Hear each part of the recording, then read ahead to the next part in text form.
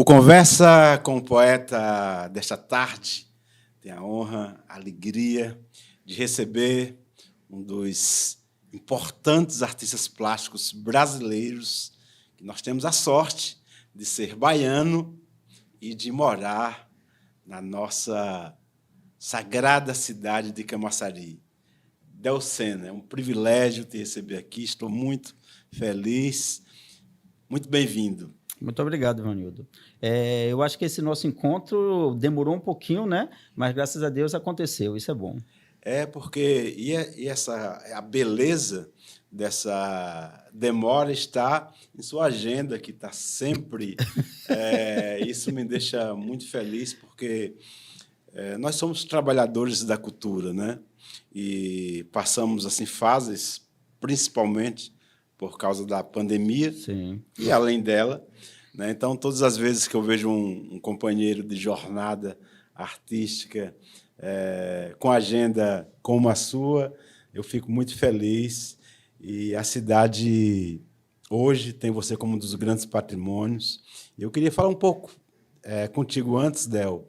Primeiro, de onde é que vem essa inspiração para ser esse artista magnífico que você se tornou? Quais as tuas influências? Maravilha. Eu começo desde muito cedo, né? Eu nasci em Salvador, ali nos Alagados, de uma família altamente, muito, muito pobre, né? E aí, chego a Camaçari com 8 anos de idade, em um momento onde a situação financeira da família era muito complicada, muito ruim, né? Então, eu começo a trabalhar desde cedo, desde 9, 10 anos eu comecei a trabalhar. Comecei a fazer artesanatos para poder ajudar um pouco na família, nos custos de casa, né? E com 17 anos eu passo na UFBA, passei num curso de farmácia, né? E para poder me manter na UFBA eu tinha que trabalhar de alguma forma. Só que a UFBA tinha aula de manhã, de tarde, de noite, então não dava para poder você trabalhar, né? De forma efetiva. Então foi por meio do artesanato e da arte que eu consegui me manter dentro da UFBA durante 9 anos, né? Até porque eu fiz a graduação, fiz especialização e quando eu saí da UFBA como farmacêutico, eu me descobri muito melhor como decorador do que como farmacêutico, né? Assumo para você que eu fiz o curso de farmácia para poder ter a graduação, servir de referência para a família, porque eu fui o primeiro na família a entrar em uma universidade. Hoje, graças a Deus, tem um monte de gente fazendo, né? E perpetuando a ideia do estudo. Mas arte e decoração sempre foi o meu motivador, né? Em um determinado momento dentro de Camaçari, logo quando eu entrei na UFBA, eu comecei a dar aula em algumas escolas do município. Na época, tinha um projeto muito lindo, que era o projeto do pré-vestibular do Colégio Normal, né? Começou bem pequenininho, com 80 alunos, depois foi para 500 alunos, era um curso gratuito. A prefeitura, naquela época, mantinha os professores para que a gente pudesse ensinar, tanto para que as pessoas entrassem nas universidades, quanto nos cursos técnicos, né? E foi fabuloso aquilo. Foi quando, em Camaçari, o número de pessoas a integrar as universidades, as faculdades, os cursos técnicos aumentou muito. E aí eu fui ensinar em outras escolas, em outros pré-vestibulares, e conheci uma secretária municipal, na época, que me chamou para poder trabalhar com artesanato no município. Nessa época, nós tínhamos aqui dentro do município já implantado 11 unidades produtivas de artesanato. Como eu já gostava muito de artesanato e gostava muito de trabalhar com comunidades, eu entrei como designer de produto dessas 11 unidades produtivas. Ao mesmo tempo, fiz uma outra especialização na UNEB, uma especialização de designer de produto, para poder melhorar o conteúdo de informação, para poder melhorar a qualidade dos artesanatos naquela época. E foi fabuloso, né, aquele período, porque essas 11 unidades produtivas, além da gente dar a capacitação, desenhar e ajudar a fazer os projetos, fazer os trabalhos dentro de um programa, na época chamada de Rede de Economia Solidária, onde várias unidades produtivas produziam artesanato específico e padrão, né? Naquela época, nós tivemos a oportunidade de ir para o Mão de Minas, em Minas Gerais. Tivemos a oportunidade dos nossos artesanatos participar de uma Casa Cor, que hoje é muito difícil você encontrar um artesanato municipal, tá entendendo? Sem muita visibilidade dentro de uma Casa Cor. Só que, infelizmente, Camaçari é um município político, né? Na troca de gestão, acabaram com todas as 11 unidades produtivas de artesanato. E aí, aquilo ali me deu um imenso sofrimento, um imenso. E na busca por uma resposta ou na busca de uma solução para poder resolver aqueles problemas, eu crio a primeira coleção de artesanato do município, a segunda, porque a primeira foi o Olho do Coco, que foi uma coleção de artesanato dentro desse programa de rede de economia solidária com essas 11 unidades produtivas. E aí eu crio a coleção Marias. A coleção Marias foi criada há uns 15 anos atrás. É uma coleção de 20 bonecas inspiradas em mulheres reais. E foi uma referência aqui. Passou a ser uma referência e aquilo foi muito bom, né? Porque naquela época, as Marias elas foram inspiradas em mulheres reais do município, com trabalhos culturais e sociais dentro do município. As bonecas elas eram e são totalmente culturais. Elas tinham uma pretensão de ser santas católicas baianas, porque nós não tínhamos santas brasileiras, né? E ainda imaginar em uma santa baiana, e isso foi tão bom, a ideia, que eu fiquei muito feliz, depois de muitos anos, ver que nós passamos a ter a primeira santa brasileira baiana, que é a Irmã Dulce, né? Tanto eu participei de um concurso do altar dela, fiquei em segundo lugar, e foi muito referenciado aquilo ali, né? Depois dessa coleção Marias, essas bonecas passaram a ser uma referência para o artesanato dentro do município. Aí eu criei a Maria Nambá, que é uma Maria específica, uma Maria que tem todo o apelo cultural do município de Camaçari. Município esse que tem uma origem indígena, né? Sim. Diferente da origem cultural da Bahia, que ela é muito mais sincrética, ela é muito mais plural. Camaçari ela tem uma origem indígena. E aí vem todo um trabalho de formiguinha para fortalecer a ideia de um Camaçari indígena com referências artesanais. Aliás, duas coisas que... Tudo que você... muito importante e muito precioso, tudo que você fala. Mas uma coisa que me comoveu, que me veio aí um pouco da minha história, essa questão da UFBA, né? A nossa elite ela é muito perversa, né? Muito. Porque ela cria uma universidade pública para ricos, uma universidade que não cobra mensalidades, mas para os ricos estudarem, né? Você falou no começo da entrevista que você entrou na UFBA, mas tinha que estudar pela manhã e pela tarde, né? Noite. E noite. Então, você não tem como trabalhar. Não tendo como trabalhar, você não pode se manter na universidade. Aconteceu isso comigo. Minha primeira graduação também eu iniciei na UFBA, em Letras Vernáculas com Inglês. Mas não tinha como me manter, porque não tinha como trabalhar, e de uma família também muito frágil como a sua, enfim. E aí uma outra coisa que me veio para a reflexão é essa questão de você ter tirado o segundo lugar, né? O Brasil, ele também é perverso nesse aspecto, né? Porque quando você tira segundo lugar num concurso com centenas de pessoas, você estava a um passo do primeiro. Então, isso é muito precioso. E isso não é valorizado aqui no Brasil, né? Se você é o vice-campeão, se você é o segundo lugar, as pessoas não se importam com isso. Então, eu quero dizer, tudo isso que eu estou falando, Del, é para dizer o quanto eu estou muito feliz, muito honrado e muito orgulhoso de ter você aqui no nosso Conversa com o Poeta. Muito você bom, obrigado. É um grande patrimônio dessa cidade. Eu imagino, com a sua história, com as suas obras, às vezes o desânimo bate, porque às vezes os nossos sonhos são maiores do que a cabeça daqueles que nos governam. E aí, às vezes, a gente fica lutando, e não nos alcança, né? Então, mas eu estou falando isso só para, humildemente, falar do meu da minha alegria de ter você aqui. Ah, maravilha, muito Ter obrigado. você aqui, Delceno. Você é o Brasil se orgulha de ter um artista plástico como você. E aí você fala também sobre essa questão do artesanato, né? Dessa transição entre artes plásticas e o artesanato. E como que é essa ponte entre um e outro no seu trabalho?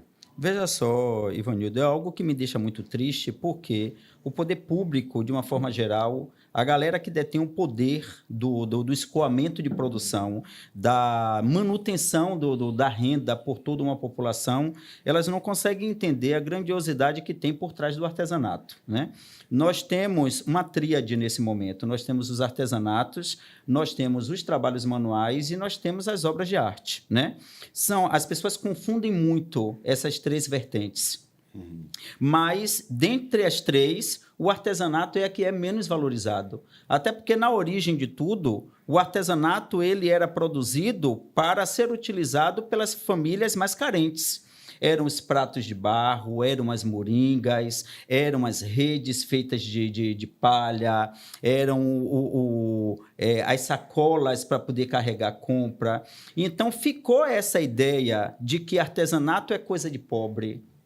Artesanato é algo que não tem valor, né? E isso é muito cruel dentro de um país que respira cultura por todos os lados. Nós tivemos os negros escravizados mantendo a estrutura social do país financeira. Nós tivemos os índios praticamente dizimados dentro do país, que foi quem deu a base cultural desse país, sabe? E hoje nós encontramos a arte nata de duas grandes etnias sendo considerado coisa de gente pobre, coisa de mendigo, à margem, né? E aí você tem os trabalhos manuais. Enquanto, por um lado, você tem o artesanato, que são utensílios e objetos produzidos com 90% de material extraído da natureza e feito com as mãos, você tem que os trabalhos manuais são os trabalhos feitos com a mão, mas você pode utilizar qualquer produto industrializado. Então, você pode ter um pano de prato pintado, você pode ter um boneco feito de EVA, você pode ter uma casinha feita com palito de picolé e tendo o mesmo grau de importância ou uma valorização maior do que uma moringa feita de barro, onde você extrai da beira de um rio e você modela e você queima naqueles fornos e você macera. E aí você tem uma diminuição da importância desses elementos que são originais, eles são ancestrais. Por outro lado, você tem, no pico, você tem as obras de arte, que ora se confunde com artesanato, ora se confunde com trabalhos manuais, mas eles são feitos de uma forma muito mais profissional, muito mais técnica, e elas são feitas únicas, né? Com um grande apelo cultural em cima dele. Então, você passa a ter uma maior valorização naquilo que é uma obra de arte do que naquilo que é uma peça de artesanato, sabe?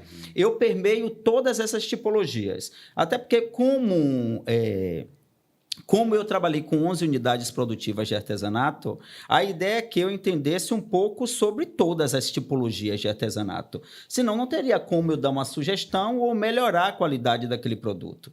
Então, eu permeio todas as tipologias. Tanto é que hoje, lá na minha casa, eu tenho um centro cultural, eu tenho um espaço cultural, que eu recebo qualquer artesão, qualquer artista do município que busque melhorar a sua técnica, fazer com que a sua técnica ela seja inserida nos locais que têm um escoamento de produção, para que essas famílias consigam sobreviver do artesanato, coisa que não acontece hoje, tá? As famílias originais não conseguem sobreviver com artesanato. Até porque Camaçari é muito pobre em pontos de escoamento de produção artesanal. Nós já tivemos aqui dentro do município 3 lojas colaborativas de artesanato, né? Lojas onde o artesão pegue o artesanato, leve para lá e tem um grupo fazendo a gestão. Até porque não obrigatoriamente, ao contrário do que as pessoas acham, artesão não sabe, na sua maioria, ser empreendedor, ser gestor, entende? Ele sabe fazer o produto. E que é também uma fragilidade, não só do artesão. Sim. Acho que da classe artística em si, né? Como um todo. Como um todo. E isso que você tocou agora é fundamental, porque o artista ele não tem saída a não ser também saber gerir Isso. ou buscar, né, pessoas que o auxiliem nessa questão, né? O lance de você encontrar pessoas que auxiliem nessa questão, na maioria das vezes, são atravessadores que ficam com a maior fatia do bolo e a menor fatia do bolo fica para o artesão, para o indivíduo que produz a arte, né? Como eu tinha dito, Camaçari teve 3 lojas colaborativas. Hoje ainda perdura uma dentro do Shopping Boulevard, que é a loja Alecrim, né? Sim. A loja da artesã, uma artesã fabulosa chamada Olga. Ela ainda segura a ideia das lojas colaborativas. Mas eu, junto com Selma Solange, uma outra artesã do município, gerimos uma loja lá dentro do Outlet Premium, que foi a primeira loja colaborativa do município, e depois gerimos uma outra loja muito maior dentro do Shopping Boulevard, que começou como Mãos que Cria, porque teve um apoio inicial da prefeitura, mas 3 meses depois a prefeitura saiu e aí a gente fez a gestão sozinhos.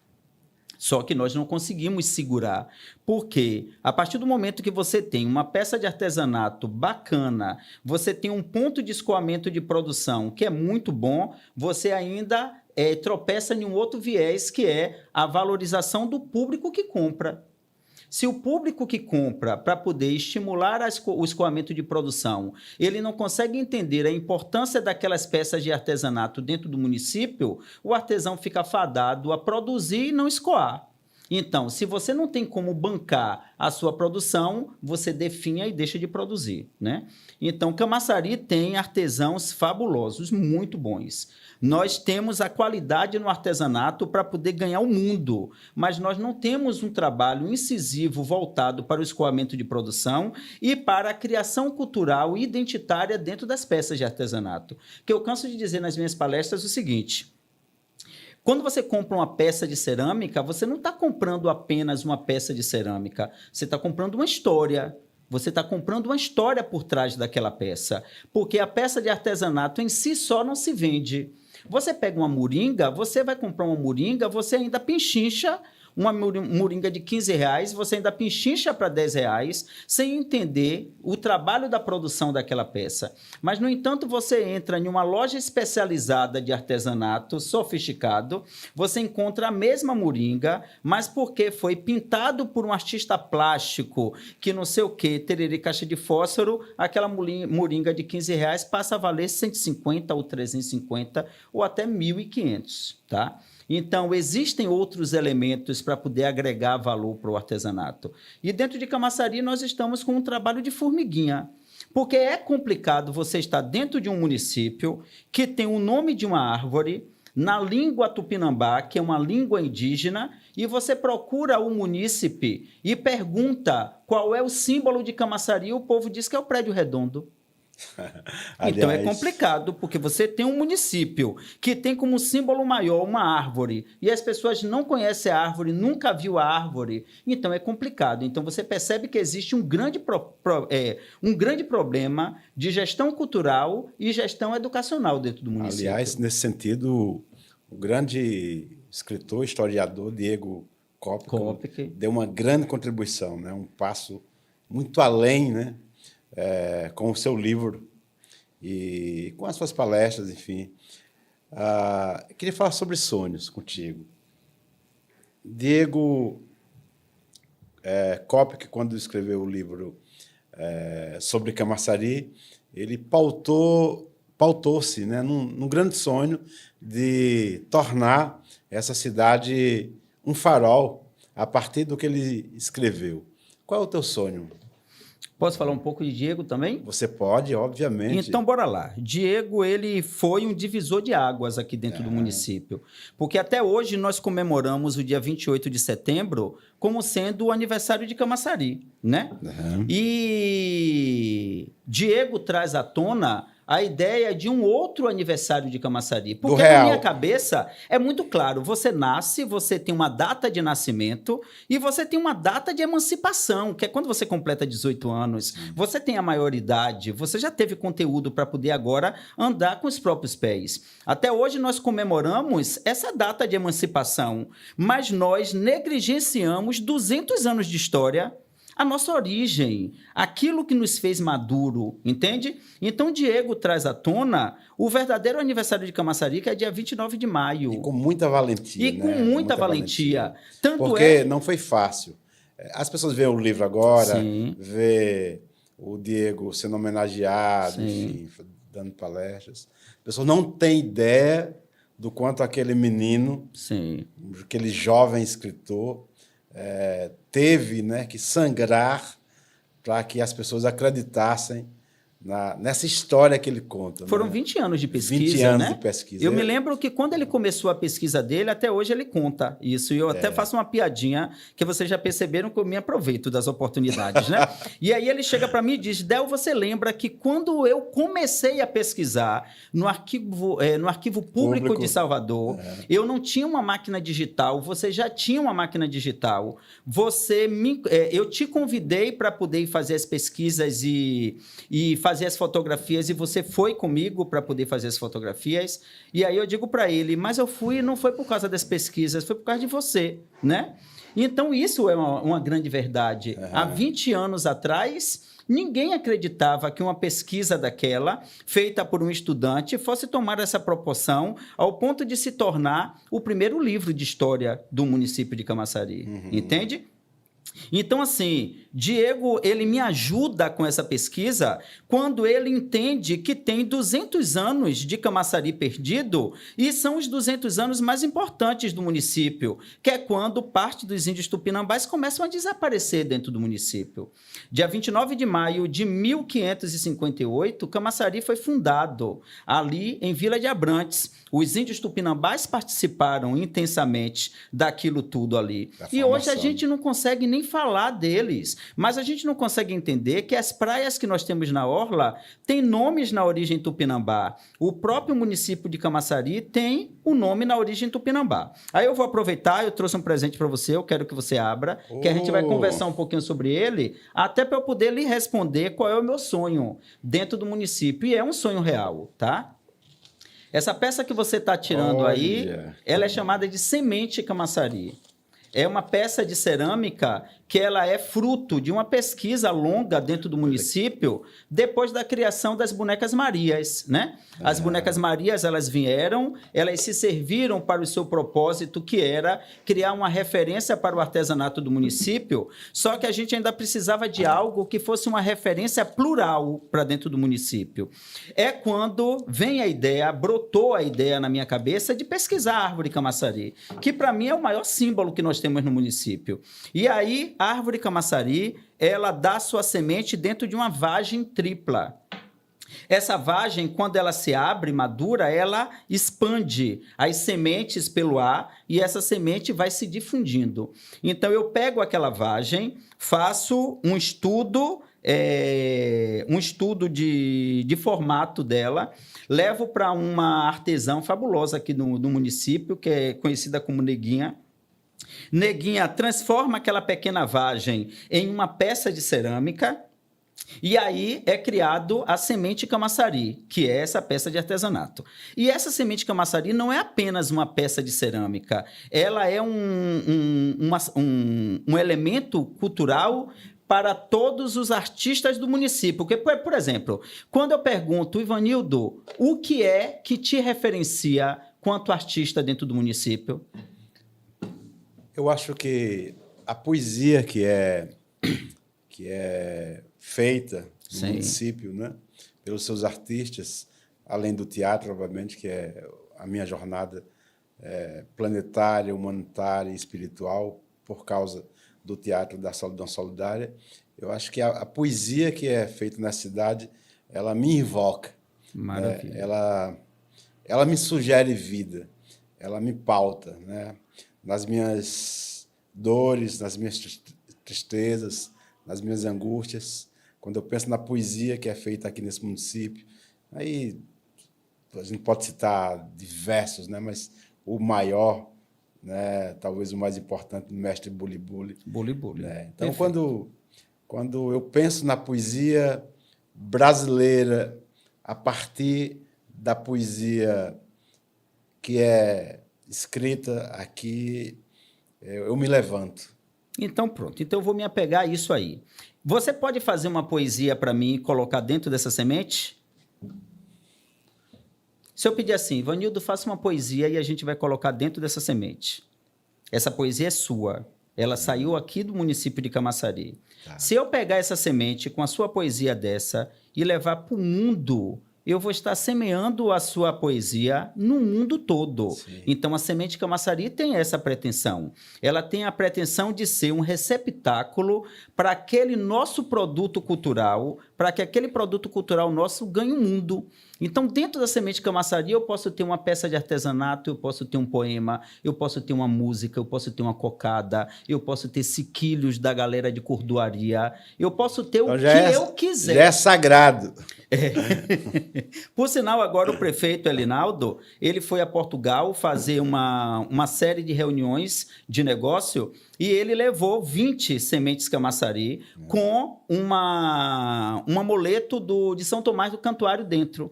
E quando chegou lá, ele presenteou para alguns empresários a semente Camaçari, levando São Tomás do Cantuário de Camaçari para Portugal. Entende? Fantástico. Então, a gente pode ter, nesta pequena peça de cerâmica, sendo perpetuado no mundo todo aquilo que é nosso, que é cultural. Então, aí você me perguntou qual é o seu sonho. Como há 20 anos atrás a gente começou um trabalho muito bacana de amadurecimento do artesanato e da cultura artesanal dentro do município, tanto é que nós tínhamos um projeto que era chamado a Feira do Pôr do Sol, que era a culminância de todo esse trabalho voltado para o artesanato.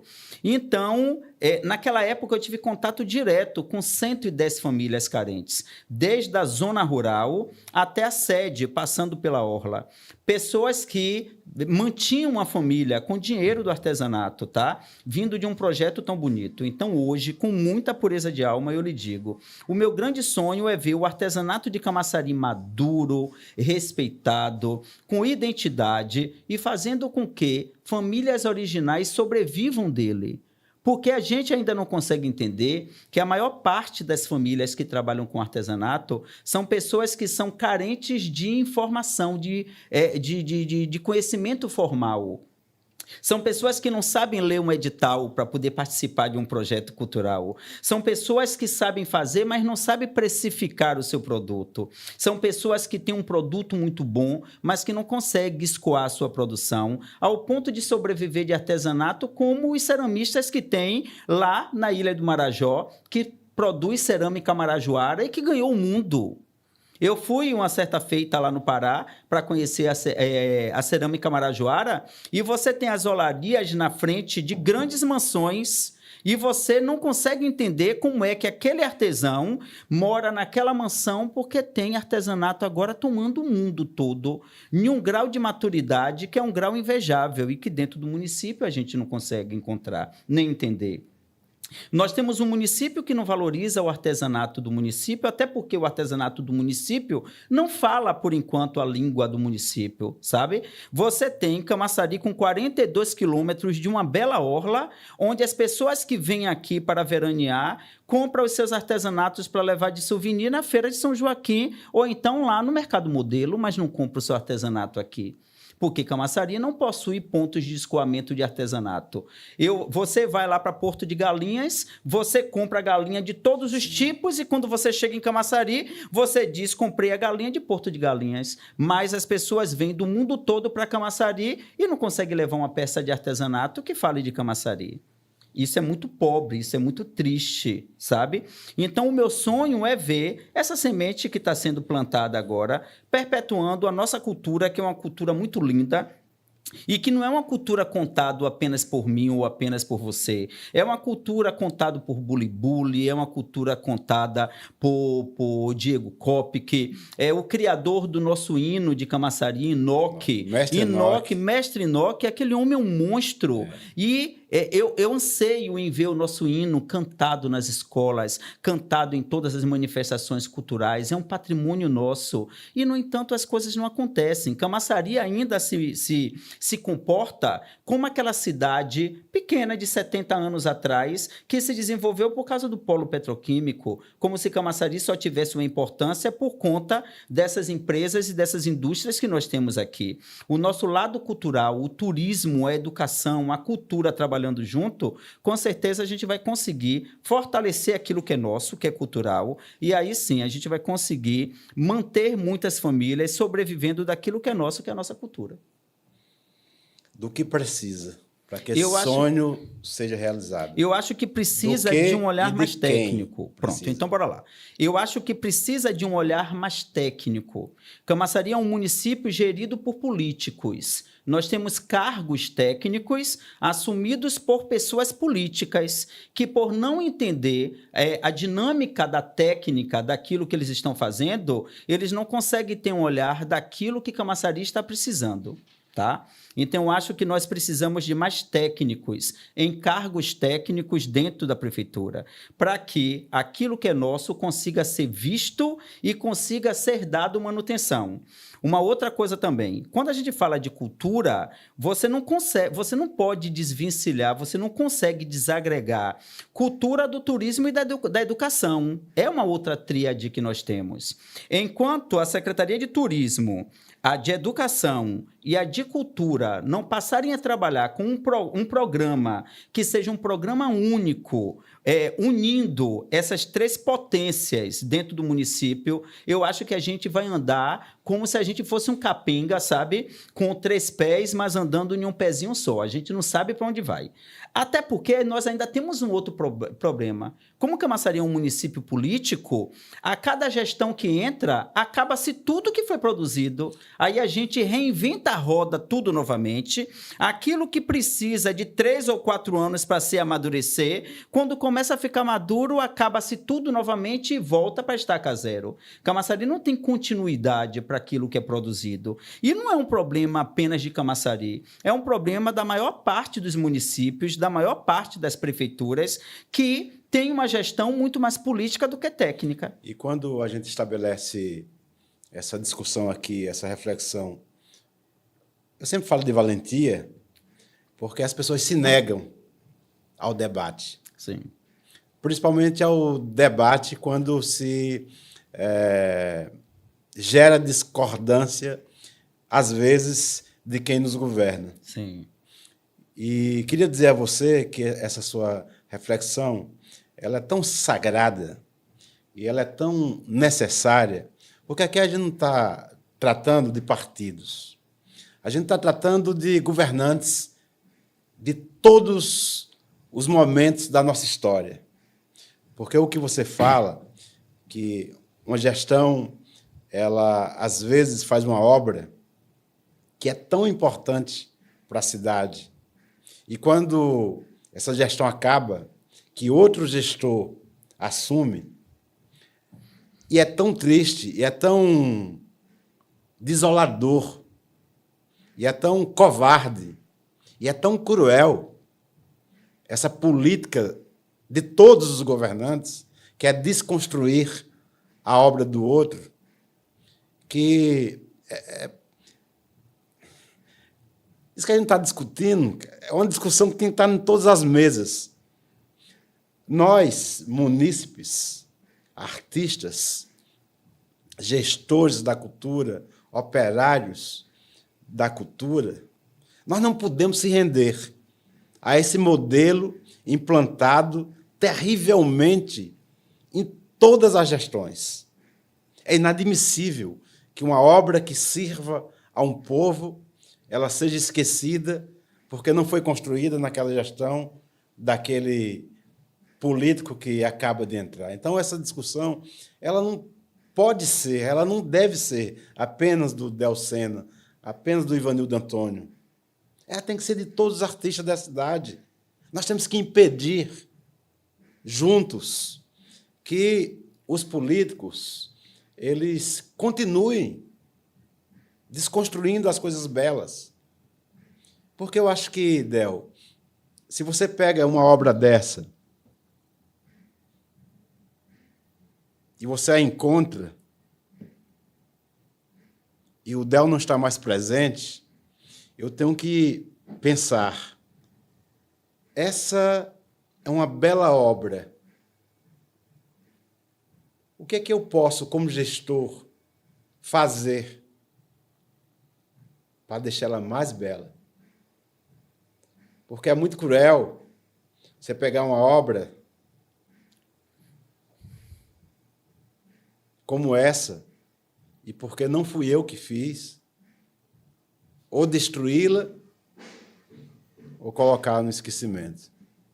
Eu estou muito feliz, assim, muito honrado, já disse isso algumas vezes, porque está sendo entrevistado aqui um grande pensador da cultura, não só aquele que faz, né, uma obra de arte, mas aquele que pensa, né, como político, como um sério político e como um gestor. Eu queria que você me falasse, Del, 2 referências, uma de fora, que pode ser do estado da Bahia, ou do Brasil, ou do mundo, e outra aqui de Camaçari, nas artes plásticas. Nas artes plásticas, bora lá. Camaçari, eu sou apaixonado por um monte de artistas plásticos que não têm essa visibilidade toda que deveria ter, né? Eu gosto muito de Kalum Deuá. Kalum Deuá é antigamente chamada de Cris Lima, mas Cris Lima, ela morreu para renascer Kalum Deuá, né? Uma artista que tem um grande conhecimento da hereditariedade dela, das heranças ancestrais dela, e hoje ela é conhecida e ela é dita Kalum Deuá. Kalum Deuá, ela é uma artista completa, ela é do teatro, ela é da poesia, ela é da música, ela é da pintura e ela é da escultura. Kalum Deuá, em um mês, aprendeu a arte da cerâmica e criou uma das mais belas coleções de cerâmica de Camaçari, chamada Coleção Quitulo, uma coleção de bonecas de argila, inspiradas em mulheres de Camaçari, mulheres de várias tribos, várias religiões, levando o bom nome do município, tá?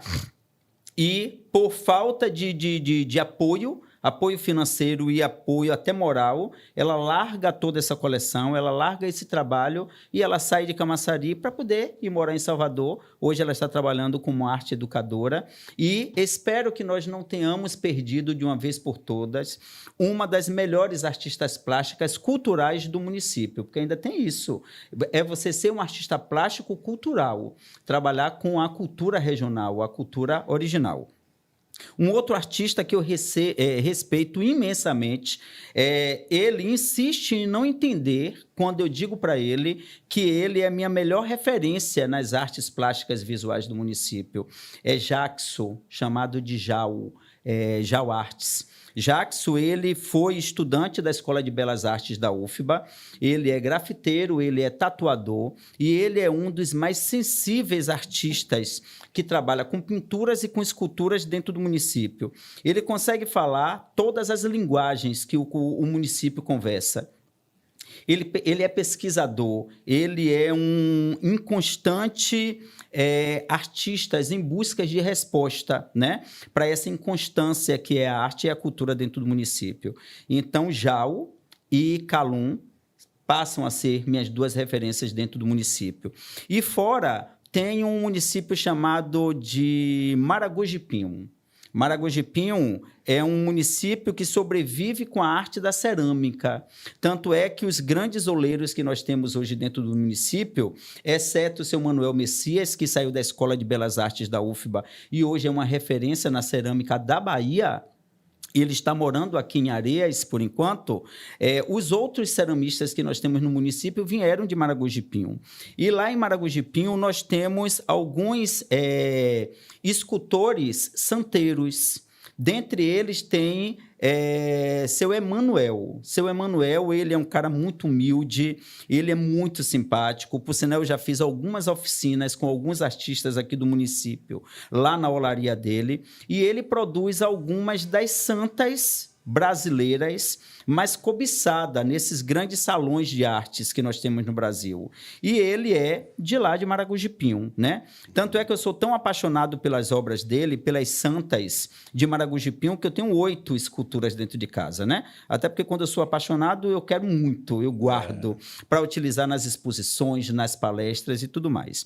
Então, minhas referências são eles, Jao, Calundeuá e Mestre Santeiro. Eu vou te fazer um convite publicamente. O ano que vem vai acontecer aqui no Brasil o Festival Mundial de Cultura da Paz do Teatro da Solidão Solidária, que vai acontecer aqui na Bahia, em Salvador e em Camaçari, obviamente, por ser a minha cidade querida. A primeira etapa é Camaçari, que vai ser em junho, começa no dia 5 de junho, que nós temos hoje, é o Dia Municipal do Teatro da Solidão Solidária, né, que foi aprovado, e agradeço muitíssimo a todos os vereadores, foi aprovado por unanimidade pela Câmara, o Dia Municipal do Teatro da Solidão Solidária, e foi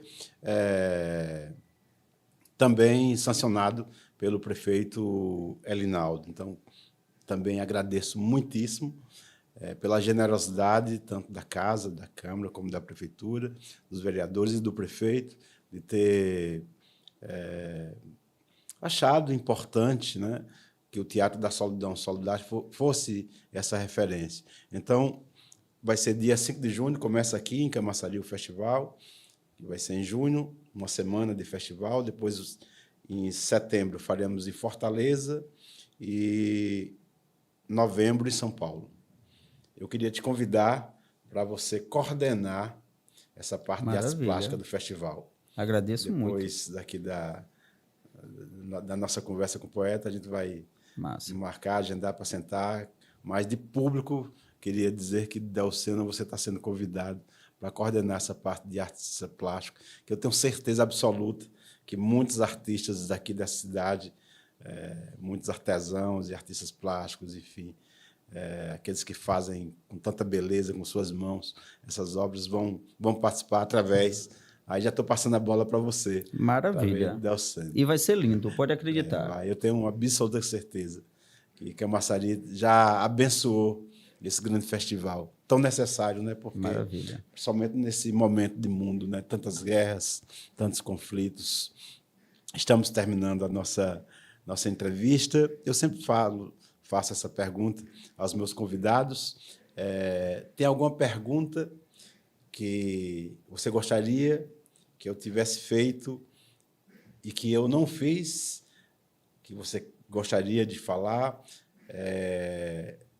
Eu queria muito agradecer, antes de você responder, a Prefeitura Municipal de Camaçari, a Secretaria da Cultura, e, nesse sentido, ao prefeito e à secretária da Cultura, por me dar a liberdade de trazer para o Conversa com o Poeta quem pensa o planeta, quem pensa cultura, quem pensa educação, com toda a liberdade que se deve dar a um grande pensador de falar o que quiser. Então, tem alguma pergunta que eu não fiz, que você gostaria que eu tivesse feito? Por favor. É um grande pedido que eu tenho. Veja só, desde o meu início do trabalho com artesanato e com artes dentro do município, eu busquei muito não ter um envolvimento político partidário. Eu sempre fui uma pessoa política, mas uma política de forma plural. Tanto é que eu permeei todas as gestões daquele início até hoje. Um dos grandes problemas que eu encontro hoje com relação às artes é que muitos dos artistas, acredito eu, que confundindo uma política cultural plural com uma cultura partidária, passa a carregar bandeiras que faz com que, do mesmo jeito que aquilo que é produzido em uma gestão é acabado na outra, os artistas que carregam bandeiras nas outras gestões são esquecidos. E junto com esse esquecimento vem a anulação ou o esquecimento de obras e um trabalho cultural tão bonito, tá? Tanto é que quando as pessoas vêm e me procuram para que eu possa carregar algumas bandeiras ou simplesmente seguir algumas bandeiras, eu me recuso sempre, porque eu não quero passar esse problema de sobreviver 4 anos e morrer 4. Sobreviver 4 anos e morrer 4. Até porque a arte, ela é eterna. Então, o nosso trabalho, quanto artistas do município, ele tem que existir em qualquer gestão que esteja por aí. Ele tem que existir e existe. Tem que existir e existe. Então, eu gostaria muito que os nossos artistas políticos do município fossem políticos geral, sem ter um direcionamento, para que essa arte não morra de 4 em 4 anos. Tá? Bravo! Isso que você está falando é muito verdadeiro e muito importante, porque eu acho que qualquer artista que chega aqui nessa roda de conversa tem que ter o direito. Eu acho que a liberdade é um patrimônio inegociável. Nossa conversa, a liberdade é um patrimônio inegociável. O Conversa com o Poeta chega ao fim nessa tarde. Estou muito feliz, muito honrado. Gratidão, gratidão e Agradeço gratidão, também. querido. Agradeço também, imensamente. Que tua jornada seja de muita luz. Um beijo, até a próxima.